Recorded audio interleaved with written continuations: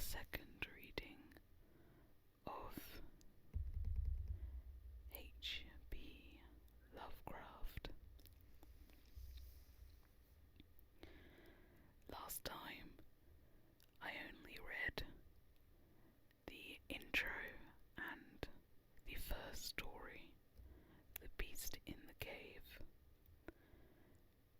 The intro is quite longer than I expected, hence why we only got to one story. But today, hopefully we'll get to 2 or 3, since of course they are only short stories. So, today we will start where we left off, with The Alchemist. So let's begin.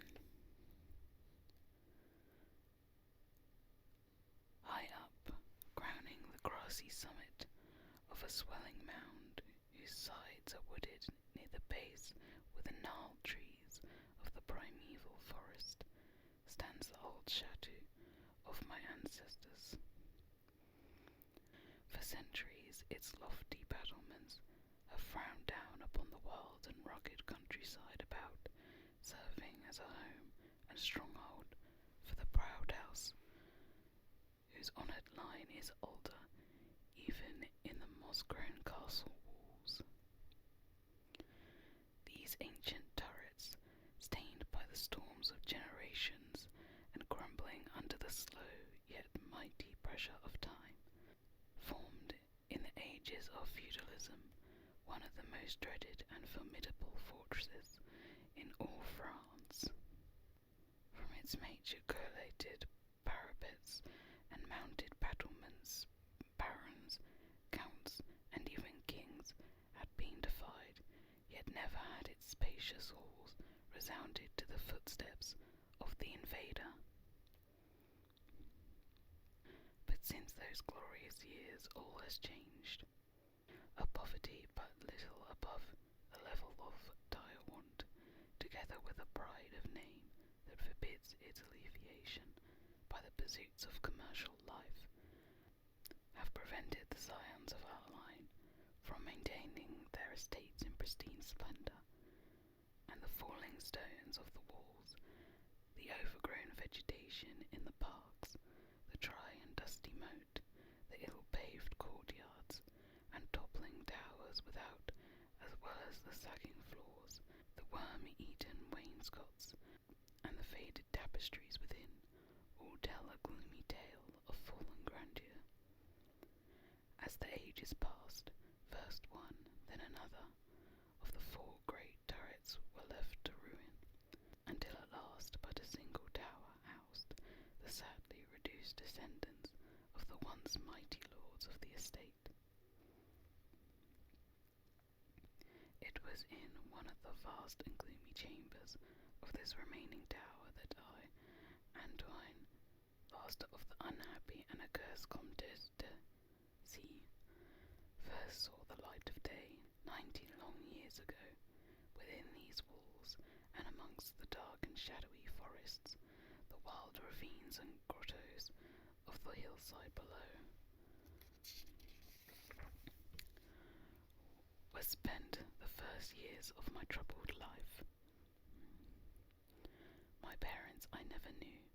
My father had been killed at the age of 32, a month before I was born, by the fall of a stone somehow dislodged from one of the deserted parapets of the castle, and my mother having died at my birth, my care and education devolved solely upon one remaining servitor, an old and trusted man of considerable intelligence, whose name I remember as Pierre. I was an only child, and the lack of companionship which this fact entailed upon me was augmented by the strange care exercised by my aged guardian in excluding me from the society of the peasant children whose abodes were scattered here and there upon the plains that surrounded the base of the hill. At the time this restriction was imposed upon me because my noble birth placed me above association with such plebeian company.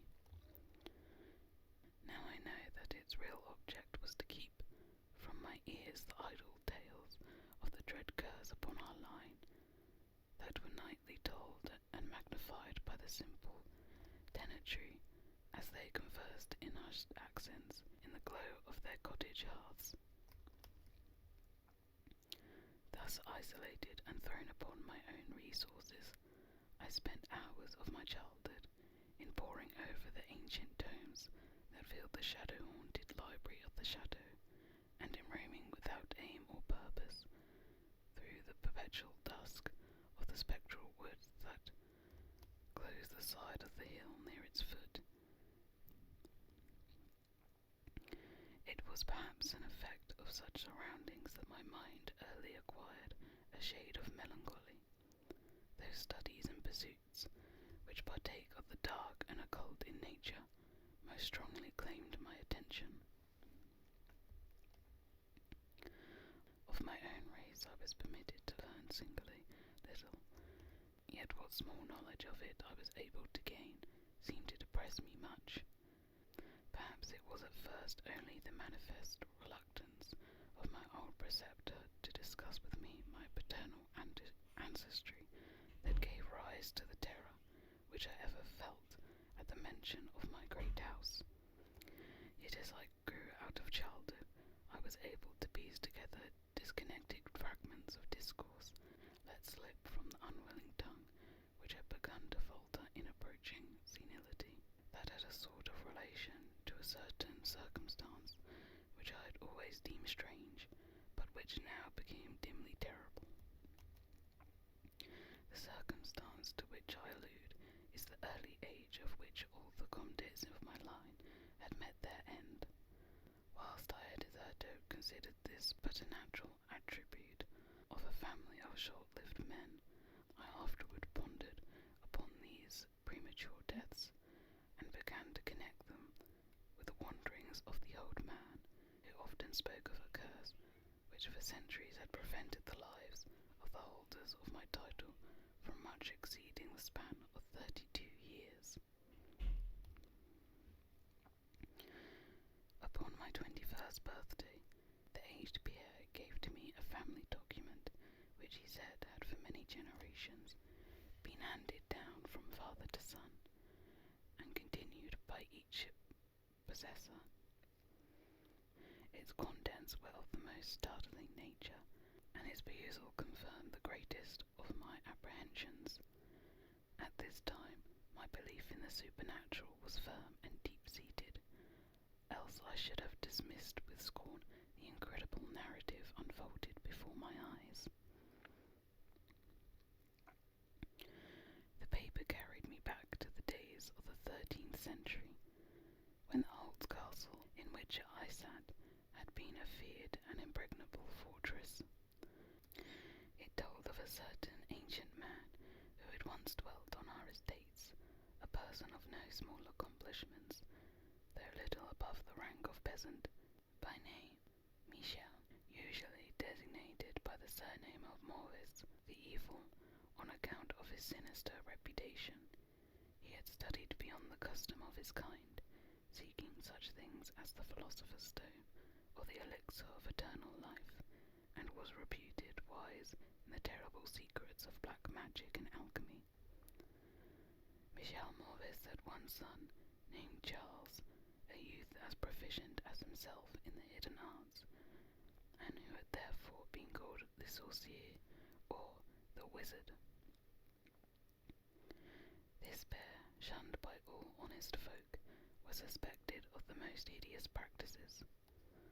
Old Michel was saved to have burned his wife alive as a sacrifice to the devil, and the unaccountable disappearances of many small peasant children were laid at the dreaded door of these two. Yet through the dark natures of the father and the son ran one redeeming ray of humanity. The evil old man loved his offspring with fierce intensity, whilst the youth had for his parent a more than filial affection. One night the castle on the hill was thrown into the wildest confusion by the vanishment of young Godfrey, son to Henry the Comte.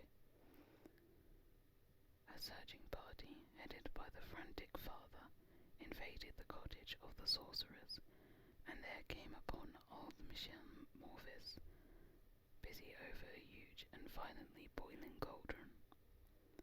Without certain cause, in the ungoverned madness of fury and despair, the Comte laid hands on the aged wizard, and ere he released his murderous hold, his victim was no more. Meanwhile, joyful servants were proclaiming the finding of young Godfrey in a distant and unused chamber of the great edifice, telling too late that poor Michel had been killed in vain. As the Comte and his associates turned away from the lowly abode of the alchemist, the form of Charles the Sorcier appeared through the trees. The excited chatter of the menials standing about told him what had occurred, yet he seemed at first unmoved at his father's fate. Then, slowly advancing to meet the Comte, he pronounced in dull yet terrible accents the curse that ever afterward haunted the house of C. Many a noble of thy murderous line survived to reach a greater age than thine.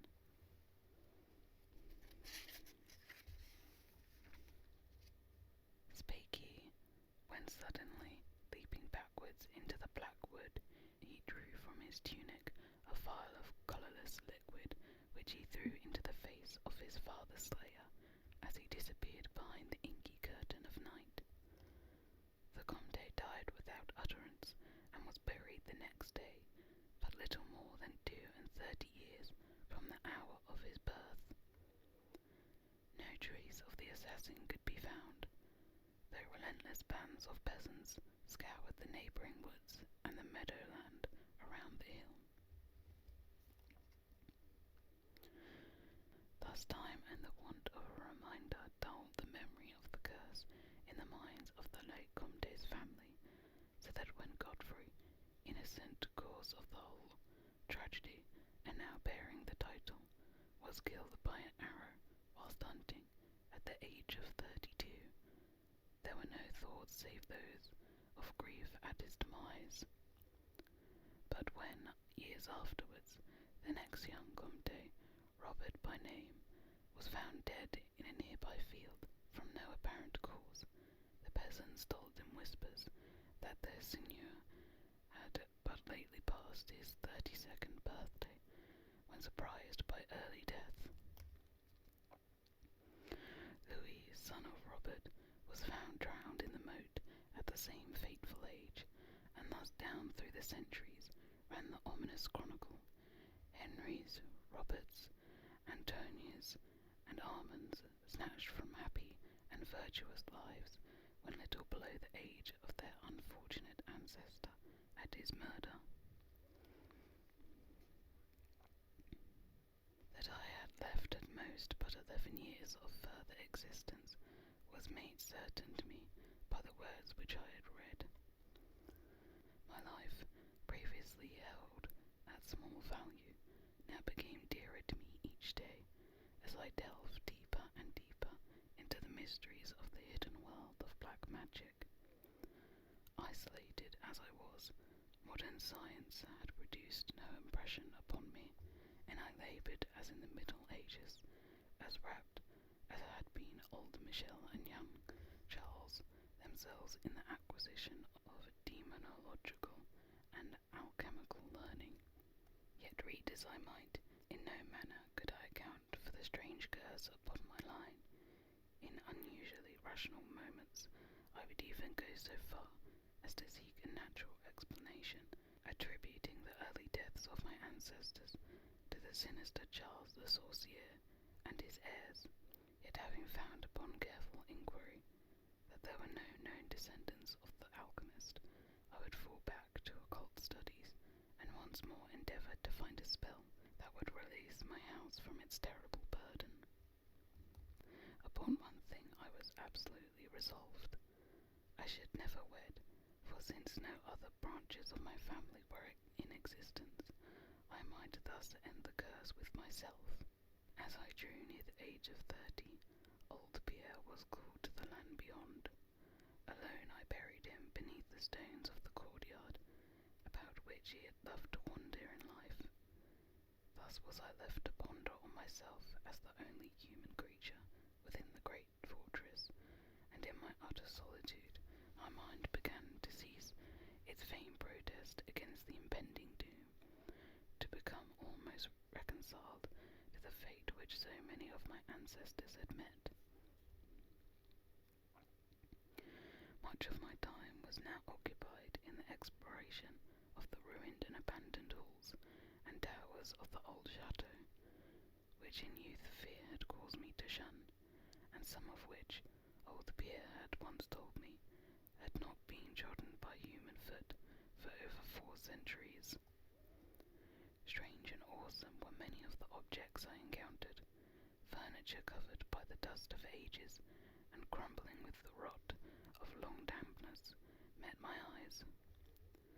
Cobwebs in a profusion never before seen by me were spun everywhere, and huge bats flapped their bony and uncanny wings on all sides of the otherwise untenanted gloom. Of my exact age, even down to days and hours, I kept a most careful record, for each movement of the pendulum of the massive clock in the library told of so much more of my doomed existence. At length I approached that time which I had so long viewed with apprehension.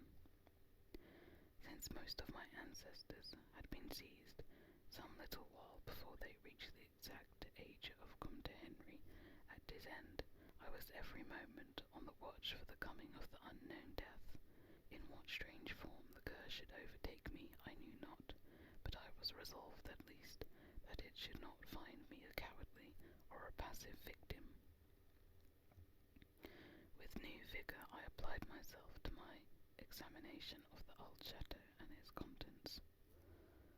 It was upon one of the longest of all my excursions of discovery in the deserted portion of the castle, less than a week before that fatal hour, which I felt must mark the utmost limit of my stay on earth, beyond which I could have not even the slightest hope of continuing to draw breath, that I came upon the culminating event of my whole life.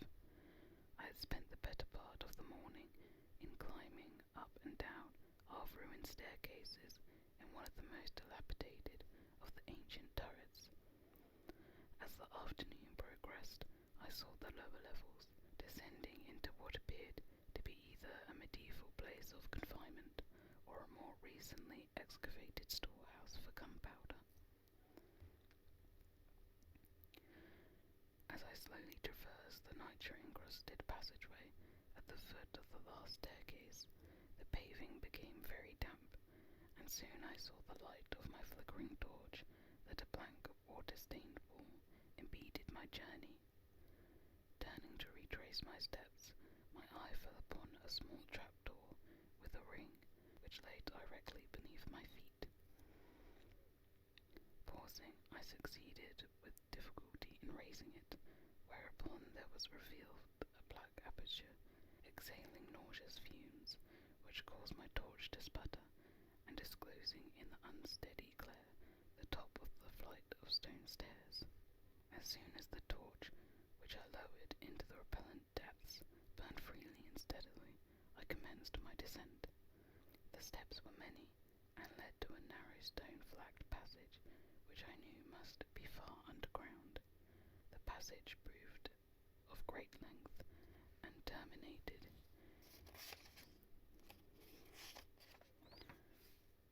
in a massive oaken door, dripping with the moisture of the place, and stoutly resisting all my attempts to open it. Ceasing after a time my efforts in this direction, I had proceeded back some distance toward the steps, when there suddenly fell to my experience one of the most profound and maddening shocks capable of reception by the human mind. Without warning, I heard the heavy door behind me creak slowly open its rusted hinges.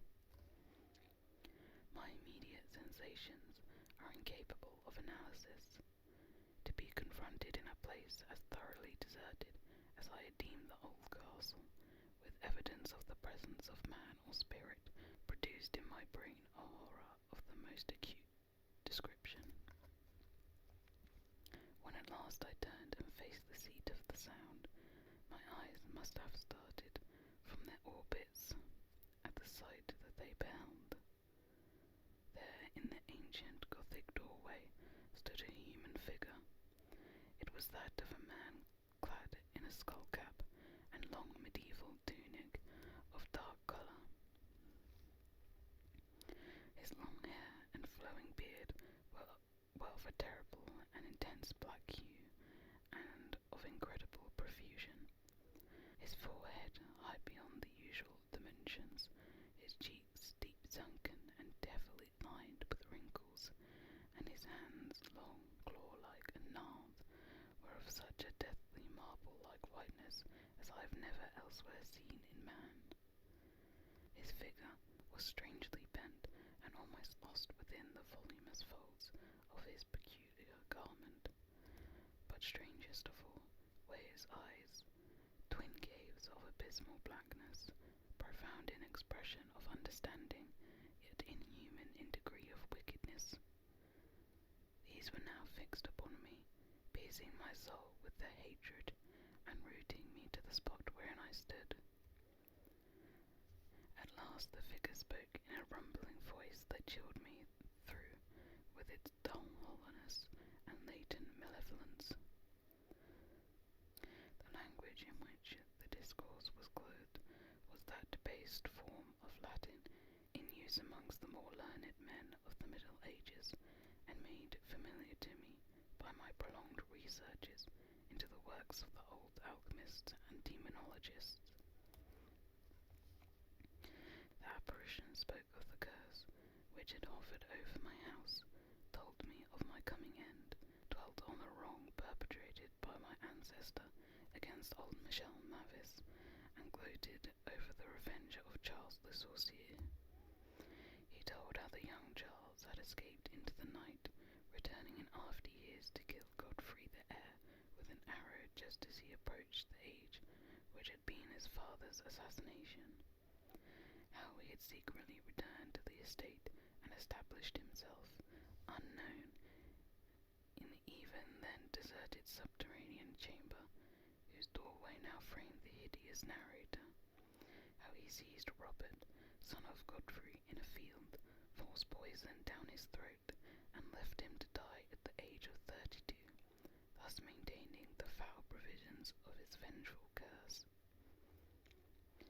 At this point I was left to imagine the solution of the greatest mystery of all, how the curse had been fulfilled since that time when Charles the Sorcier must, in the course of nature, have died. For the man digressed into an account of the deep alchemical studies of the two wizards, father and son, speaking most particularly of the researches of Charles the Sorcier concerning the elixir which should grant it to him who partook of it eternal life and youth. His enthusiasm had seemed for the moment to remove from his terrible eyes the hatred that had at first so haunted them, but suddenly the fiendish glare returned, and with a shocking sound like the hissing of a serpent, the stranger raised a glass phial with the evident intent of ending my life, as Sir Charles the Sorcier, 600 years before, ended that of my ancestor. Prompted by some preserving instinct of self-defense, I broke through the spell that had hitherto held me immovable, and flung my now dying torch at the creature who menaced my existence. I heard the phial break harmlessly against the stone of the passage, as the tunic of the strange man caught fire, and lit the horrid scene with a ghastly radiance. The shriek of fright and impotent malice emitted by the would-be assassin proved too much for my already shaken nerves, and I fell prone upon the slimy floor in a total faint. last my senses returned, all was frightfully dark, and my mind, remembering what had occurred, shrank from the idea of beholding more. Yet curiosity overmastered all. Who, I asked myself, was this man of evil, and how came he within the castle walls? Why should he seek to avenge the death of poor Michel Maurice, and how had the curse been carried on through all the long centuries since the time of Charles the Sorcier? The dread of years was lifted from my shoulders, for I knew that he whom I had felt was the source of all my danger from the curse, and now that I was free, I burned with the desire to learn more of the sinister thing which had haunted my mind for centuries, and made of my own youth one long continued nightmare. Determined upon further exploration, I felt in my pockets for flint and steel, and lit the unused torch which I had with me. First of all, the new light revealed the distorted and blackened form of the mysterious stranger.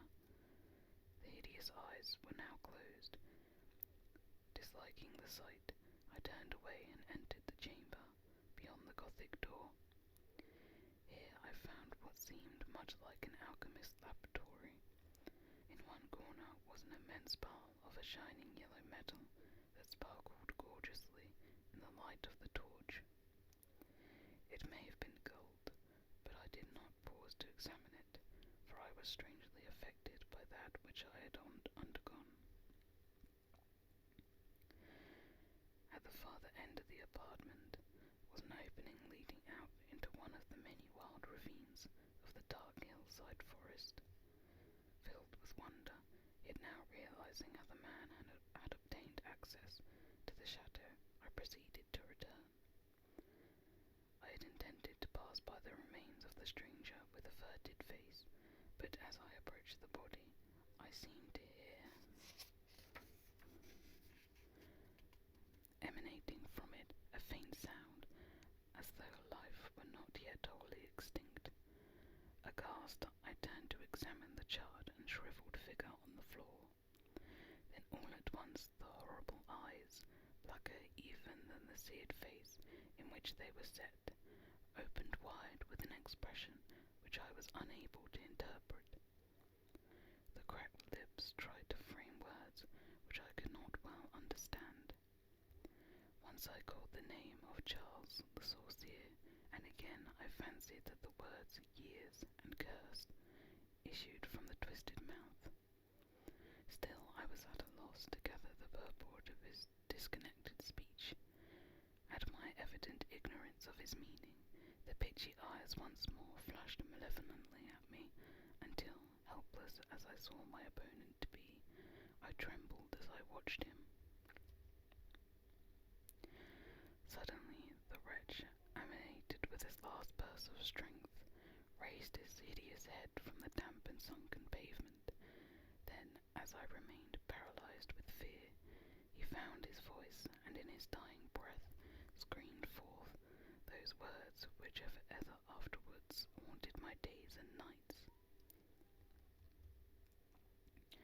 "Fool," he shrieked, "can you not guess my secret? Have you no brain whereby you may recognize the will which has through 6 long centuries fulfilled the dreadful curse upon your house? Have I not told you of the great elixir of eternal life? Know you not how the secret of alchemy was solved? I tell you it is I, that have lived for 600 years to maintain my revenge, for I am Charles the Sorcier."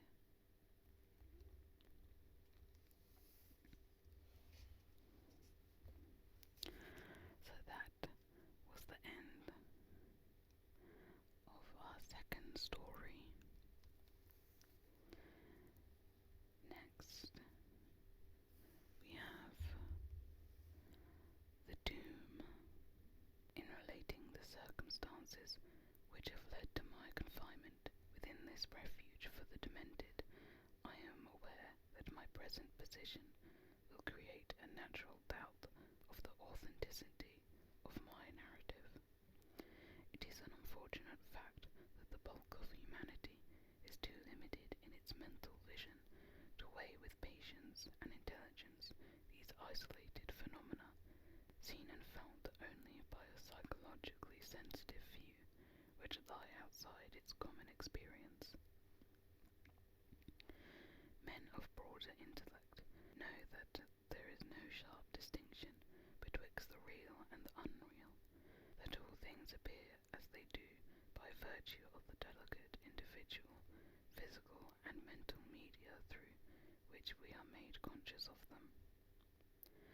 But the prosaic materialism of the majority condemns as madness the flashes of supersight which penetrate the common veil of obvious empiricism. My name is Jervis Dudley, and from earliest childhood I have been a dreamer and a visionary, wealthy beyond the necessity of a commercial life, and temperamentally unfitted for the formal studies and social recreations of my acquaintances.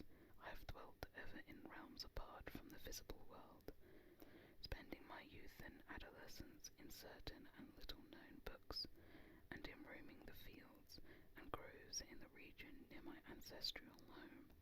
I do not think that what I read in these books, or saw in these fields and groves, was exactly what other boys read and saw there, but of this I must say little, since detailed speech would but confirm these cruel slanders upon my intellect, which I sometimes overhear from the whispers of the stealthy attendants around me. It is sufficient for me to relate events without analyzing causes.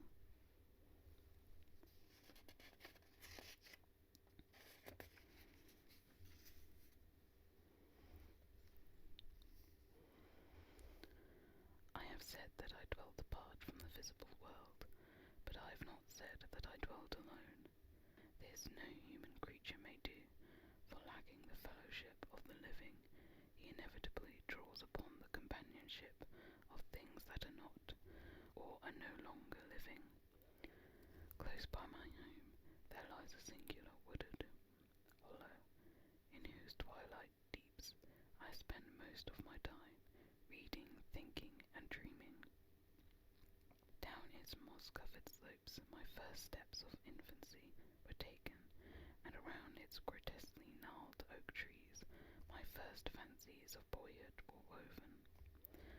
Well did I come to know the presiding dryads of those trees, and often have I watched their wild dances in the struggling beams of a waning moon. But of these things I must not now speak.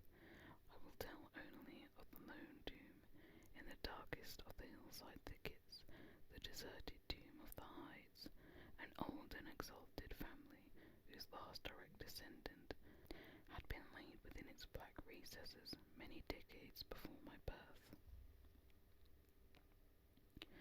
The vault to which I refer is of ancient granite, weathered and discoloured by the mists and dampness of generations.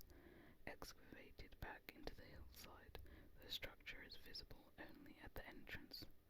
The door, a ponderous and forbidding slab of stone, hangs upon rusted iron hinges, and is fastened ajar in a queerly sinister way by means of heavy iron chains and padlocks, according to a gruesome fashion of half a century ago. The abode of the race whose scions are here in Hood had once crowned the declivity which holds the tomb, but had long since fallen victim to the flames which sprang up from a disastrous stroke of lightning. Of the midnight storm which destroyed this gloomy mansion, the older inhabitants of the region sometimes speak in hushed and uneasy voices, alluding to what they call divine wrath, in a manner that in later years vaguely increased the always strong fascination which I felt for the forest-darkened sepulchre. One man only had perished in the fire, when the last of the Hydes was buried in this place of shade and stillness. The sad unfurl of ashes had come from a distant land, to which the family had repaired when the mansion burned down. No one remains to lay flowers before the granite portal the depressing shadows which seemed to linger strangely about the water-worn stones. I shall never forget the afternoon when first I stumbled upon the half-hidden house of death. It was in midsummer, when the alchemy of nature transmutes the sylvan landscape to one vivid and almost homogeneous mass of green, when the senses are well nigh intoxicated with the surging seas of moist verdure and the subtly indefinable odours of the soil and the vegetation. In such surroundings, the mind loses its perspective, time and space become trivial and unreal, and echoes of a forgotten prehistoric past beat insistently upon the enthralled consciousness.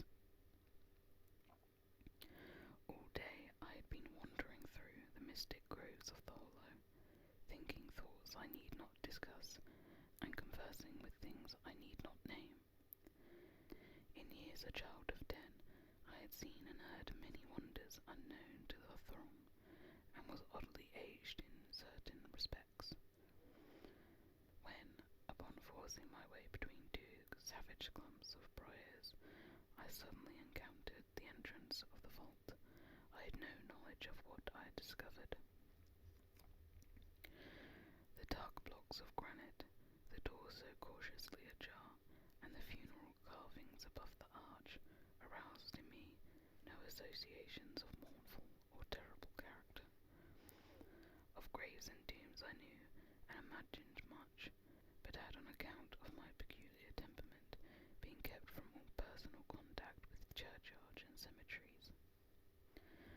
The strange stone house on the woodland slope was to me only a source of interest and speculation, and its cold, damp interior, into which I vainly peered through the aperture so tantalizingly left, contained for me no hint of death or decay. But in that instant of curiosity was born the madly unreasoning desire which has brought me to the cell of confinement. Spurred on by a voice which must have come from the hideous soul of the forest, I resolved to enter the beckoning gloom in spite of the ponderous chains which barred my passage. In the waning light of day, I alternately rattled the rusty impediments with a view to throwing wide the stone door, and essayed to squeeze my slight form through the space already provided, but neither plan met with success. At first curious, I was now frantic, and when in the thickening twilight I returned to my home, I had sworn to the 100 gods of the groves that at any cost I would some day force an entrance to the black, chilly depths that seemed calling out to me. The physician with the iron-grey beard, who comes each day to my room, once told the visitor that this decision marked the beginning of a pitiful monomania, but I will leave final judgment to my readers when they shall have learnt all. The months following my discovery were spent in futile attempts to force the complicated padlock of the slightly open vault, and in carefully guarded inquiries regarding the nature and history of the structure. With the traditionally receptive ears of the small boy, I learned much, though an habitual secretiveness caused me to tell no one of my information or my resolve. It is perhaps worth mentioning that I was not at all surprised or terrified on learning of the nature of the vault. My rather original ideas regarding life and death had caused me to associate the cold clay with the breathing body in a vague fashion, and I felt that the great and sinister family of the burned-down mansion was in some way represented within the stone space I sought to explore.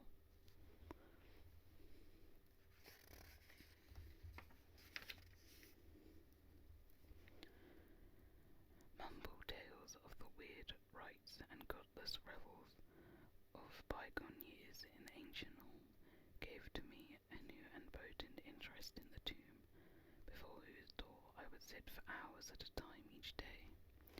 Once I thrust a candle within the nearly closed entrance, but could see nothing save a flight of damp stone steps leading downward. The place repelled yet bewitched me. I felt I had known it before, in a past remote beyond all recollection, beyond even my tenancy of the body I now possess. The year after I first beheld the tomb, I stumbled upon a worm-eaten translation of Plutarch's Lives in the book-filled attic of my home. Reading the life of Theseus, I was much impressed by that passage telling of the great stone beneath which the boyish hero was to find his tokens of destiny whenever he should become old enough to lift its enormous weight.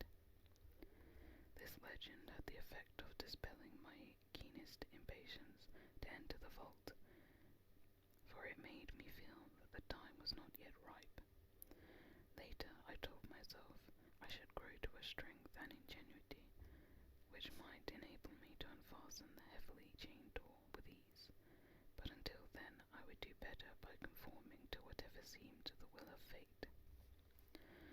According my watches by the dank portal became less persistent, and much of my time was spent in other, though equally strange pursuits.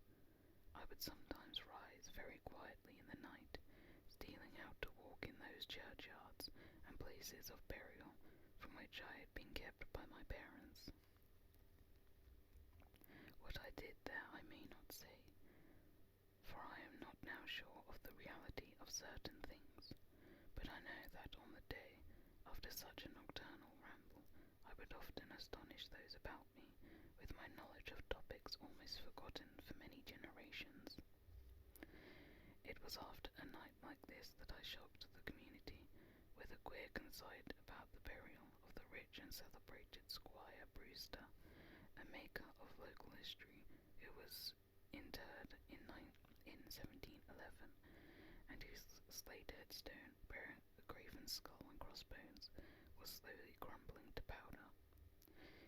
In a moment of childish imagination, I vowed not only that the undertaker, Goodman Simpson, had stolen the silver-buckled shoes, silken hose, and satin smallcloths of the deceased before burial, but that the squire himself, not fully inanimate, had turned twice in his mound-covered grave on the day after interment. But the idea of entering the tomb never left my thoughts, being indeed stimulated by the unexpected genealogical discovery that my own maternal ancestry possessed at least a slight link with the supposedly extinct family of the Hydes. Last of my paternal race, I was likewise the last of this older and more mysterious line.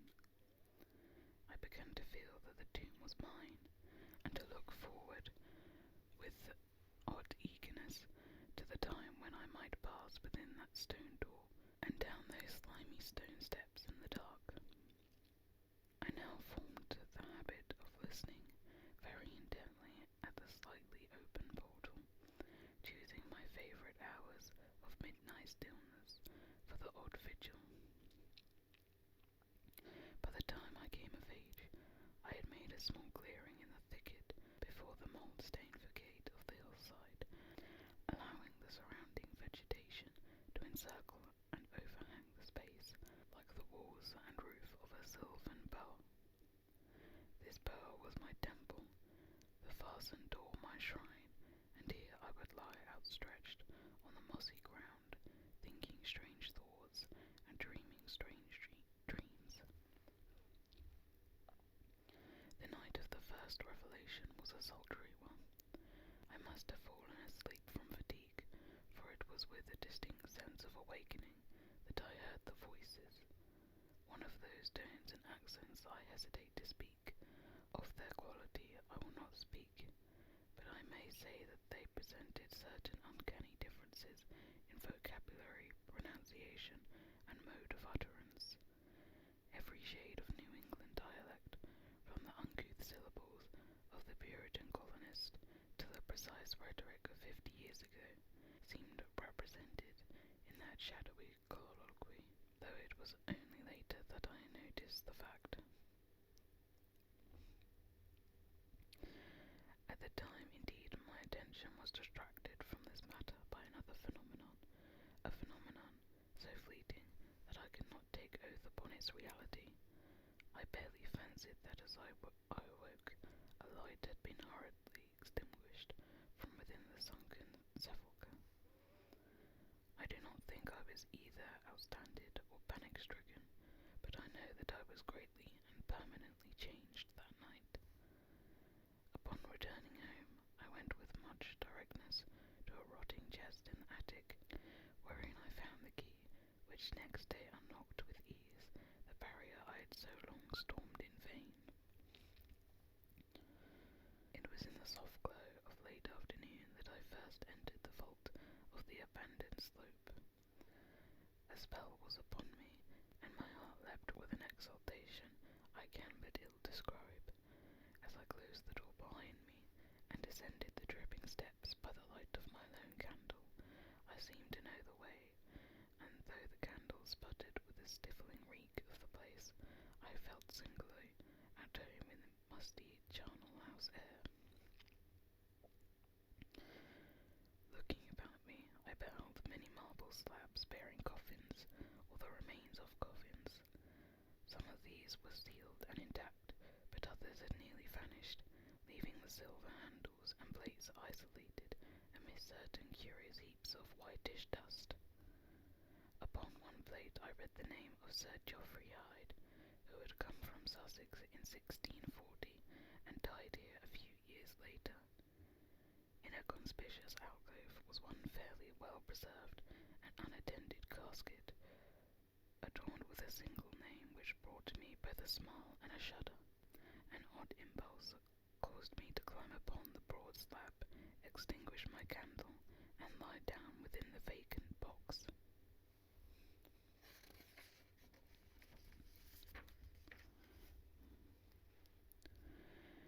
In the grey light of dawn, I staggered from the vault and knocked the chain of the door behind me. I was no longer a young man, though but 21 winters had chilled my bodily frame. Early rising villagers who observed my homeward progress looked at me strangely, and marvelled at the signs of ribald revelry which they saw in one whose life was known to be sober and solitary. I did not appear before my parents till after a long and refreshing sleep. Henceforward I haunted the tomb each night, seeing, hearing, and doing things I must never reveal. My speech, always susceptible to environmental influences, was the first thing to succumb to the change, and my suddenly acquired archaism of diction was soon remarked upon. Later, a queer boldness and recklessness came into my demeanour, till I unconsciously grew to possess the bearing of a man of the world despite my lifelong seclusion. My formerly silent tongue waxed voluble with the ease-grace of a Chesterfield or the godless cynicism of a Rochester. I displayed a peculiar erudition, utterly unlike the fantastic, monkish lore over which I had pored in youth, and covered the fly-leaves of my books with facile impromptu epigrams which brought up suggestions of Gay, Prior, and the sprightliest of the Augustan wits and rhymesters. One morning at breakfast I came close to disaster by declaiming in palpably licorice accents an effusion of 18th century Bacchanalian mirth, a bit of Georgian playfulness never recorded in a book, which ran something like this. Come hither, my lads, with your tankards of ale, and drink to the present before it shall fail. Bowl each on your platter a mountain of beef, for 'tis eating and drinking that bring us relief. So fill up your glass, for life will soon pass. When you're dead, you'll ne'er drink to your king or your lass. An acorn had a red nose, so they say, but what's a red nose if you're happy and gay? Gad split me, I'd rather be red whilst I'm here, than white as a lily, and dead half a year. So Betty, my miss, come give me a kiss. In hell there's no innkeeper's daughter like this. Young Harry, propped up just as straight as he's able, soon lose his wig and slip under the table. But fill up your goblets and pass 'em around, better under the table than under the ground. So revel and chaff, as ye thirstily quaff, under 6 feet of dirt, till less easy to laugh. The fiends strike me blue, I'm scarce able to walk, and damn me if I can stand upright or talk. Here, landlord, bid Betty to summon a chair. I'll try home for a while, for my wife is not there. So lend me a hand, I'm not able to stand, but I'm gay whilst I linger on top of the land. About this time I conceived my present fear of fire and thunderstorms. Previously indifferent to such things, I had now an unspeakable horror of them, and would retire in the innermost recesses of the house whenever the heavens threatened an electrical display. A favourite haunt of mine during the day was the ruined cellar of the mansion that had burned down, and in fancy I would picture the structure as it had been in its prime. On one occasion I startled a villager by leading him confidently to a shallow sub-cellar, of whose existence I seemed to know in spite of the fact that it had been unseen and forgotten for many generations. At last came that which I had long feared. My parents, alarmed at the altered manner and appearance of their only son, commenced to exert over my movements a kindly espionage which threatened to result in disaster. I had told no one of my visits to the tomb, having guarded my secret purpose with religious zeal since childhood, but now I was forced to exercise care in threading the mazes of the wooded hollow, that I might throw off a possible pursuer. My key to the vault I kept suspended from a cord about my neck, its presence known only to me. I never carried out of the sepulchre any of the things I came upon whilst within its walls. One morning, as I emerged from the damp tomb and fastened the chain of the portal with none too steady hand, I beheld in an adjacent thicket the dreaded face of a watcher. Surely the end was near, for my bower was discovered, and the objective of my nocturnal journeys revealed. The man did not accost me, so I hastened home in an effort to overhear what he might report to my careworn father. Were my sojourns beyond the chained door about to be proclaimed to the world, imagine my delighted astonishment on hearing the spy inform my parent in a cautious whisper that I had spent the night in the bower outside the tomb, my sleep-filled eyes fixed upon the crevice where the padlocked portal stood ajar. By what miracle had the watcher been thus deluded? I was now convinced that a supernatural agency protected me. Made bold by this heaven-sent circumstance, I began to resume perfect openness in going to the vault, confident that no one could witness my entrance. For a week I tasted to the full the joys of that charnel conviviality, which I must not describe, when the thing happened, and I was borne away to this accursed abode of sorrow and monotony. I should not have ventured out that night, for the dainty thunder was in the clouds, and a hellish phosphorescence rose from the rank swamp at the bottom of the hollow. The call of the dead, too, was different. Instead of the hillside tomb, it was the charred cellar on the crest of the slope, whose preceding demon beckoned to me with unseen fingers. As I emerged from an intervening grove upon the plain before the ruin, I beheld in the misty moonlight a thing I had always vaguely expected. The mansion, gone for a century, once more reared its stately height to the raptured vision, every window ablaze with the splendour of many candles. Up the long drive rolled the coaches of the Boston gentry, whilst on foot came a numerous assemblage of powdered exquisites from the neighbouring mansions. With this throng I mingled, though I knew I belonged with the hosts rather than the guests. In Inside the hall were music, laughter, and wine on every hand. Several faces I recognized, though I should have known them better had they been shriveled or eaten away by death and decomposition. Amidst a wild and reckless throng, I was the wildest and most abandoned. Gay blasphemy poured in torrents from my lips, and in my shocking sallies I heeded no law of God, man, or nature. Suddenly a peal of thunder, resonant even above the din of the Swedish revelry, clove of the very roof and laid a hush of fear upon the boisterous company. Red tongues of flame and searing gusts of heat engulfed the house, and the roisterers, struck with horror at the descent of a calamity which seemed to transcend the bounds of unguided nature, fled shrieking into the night. I alone remained, riveted to my seat by a grovelling fear which I had never felt before. And then a second horror took possession of my soul. Burnt alive to ashes, my body disappeared by the four winds. I might never lie in the tomb of the hides. Was not my coffin prepared for me? Had I not a right to rest till eternity amongst the descendants of Sir Geoffrey Hyde? I would claim my heritage of death, even though my soul goes seeking through the ages for another corporeal tenement to represent it on that vacant slab in the alcove of the vault. Jervis Hyde should never share the sad fate of Palinurus.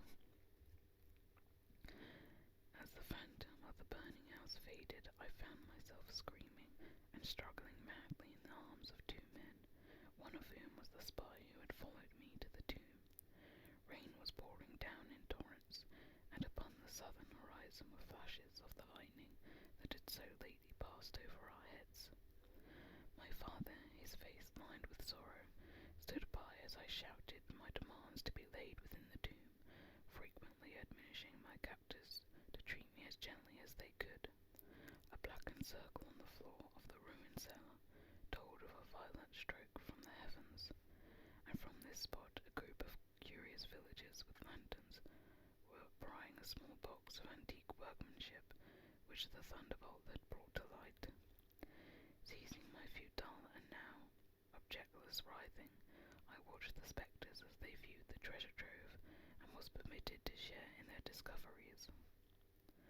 The box, whose fastenings were broken by the stroke which had unearthed it, contained many papers and objects of value, but I had eyes for only one thing. It was the porcelain miniature of a young man in a smartly curled bagwig, and bore the initials J.H. The face was such that as I gazed, I might well have been studying my mirror. On the following day I was brought to this room with the barred windows, but I have been kept informed of certain things through an aged and simple-minded servitor, for whom I bore a fondness in infancy, and who, like me, loves the churchyard. What I have dared relate of my experiences within the vault has brought me only pitying smiles. My father, who visits me frequently, declares that no time did I pass the chained portal, and swears that the rusted padlock had not been touched for 50 years when he examined it. He even says that all the village knew of my journeys to the tomb, and that I was often watched as I slept in the bower outside the grim facade, my half-open eyes fixed on the crevice that leads to the interior. Against these assertions, I have no tangible proof to offer, since my key to the padlock was lost in the struggle on that night of horrors. The strange things of the past which I learned during those nocturnal meetings with the dead he dismisses as fruits of my lifelong and omnivorous browsing amongst the ancient volumes of the family library. Had it not been for my old servant Dirham, I should have by this time become quite convinced of my madness.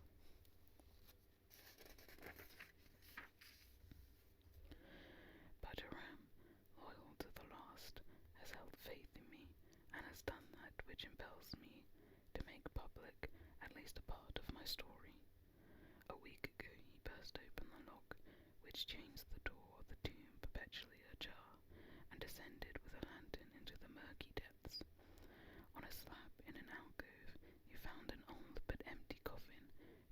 finished plate bears the single word Jervis. In that coffin and in that vault they have promised me I shall be buried. So that was the end of our, third story now. And I shall leave it there for today. And next time we shall continue with Dagon.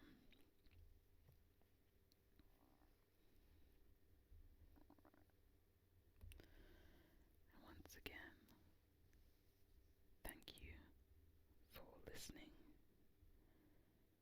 And as always, no matter where you are, I hope you have